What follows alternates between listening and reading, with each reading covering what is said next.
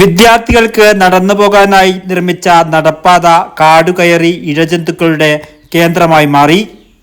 കേരള പൊതുമരാമത്ത് വകുപ്പ് കേരള റോഡ് സുരക്ഷാ അതോറിറ്റി ഫണ്ട് ഉപയോഗിച്ചുകൊണ്ട് 10,54,000 രൂപ ചെലവഴിച്ചുകൊണ്ടാണ് മാടായി ഗവൺമെന്റ് ഹയർ സെക്കൻഡറി സ്കൂളിന് മുൻവശത്ത് നടപ്പാത നിർമ്മിച്ചത്.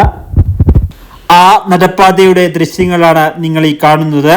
കാടുകയറി ഇഴജന്തുക്കളുടെ കേന്ദ്രമായിരിക്കുന്നു. വിദ്യാർത്ഥികൾ നടന്നു പോകുന്നതാകട്ടെ അപകടം പിടിച്ച റോഡിലൂടെയും. പിലാത്തറ പഴയങ്ങാടി KSTP റോഡിൽ നിരവധി അപകടങ്ങൾ ഉണ്ടായിട്ടുണ്ട്. അമിത വേഗതയിലെത്തുന്ന വാഹനങ്ങൾ കാൽനട യാത്രക്കാരെ പോലും വകവയ്ക്കാതെ അമിത വേഗതയിൽ കുതിച്ചു പായുകയാണ്. അതുകൊണ്ട് തന്നെയാണ് വിദ്യാർത്ഥികൾക്ക് നടന്നു പോകുന്നതിനായി നടപ്പാത ഉൾപ്പെടെ നിർമ്മിച്ചതും. ആ നടപ്പാതയാണ് ഇപ്പോൾ കാട് കയറി ഉപയോഗശൂന്യമായിരിക്കുന്നത്.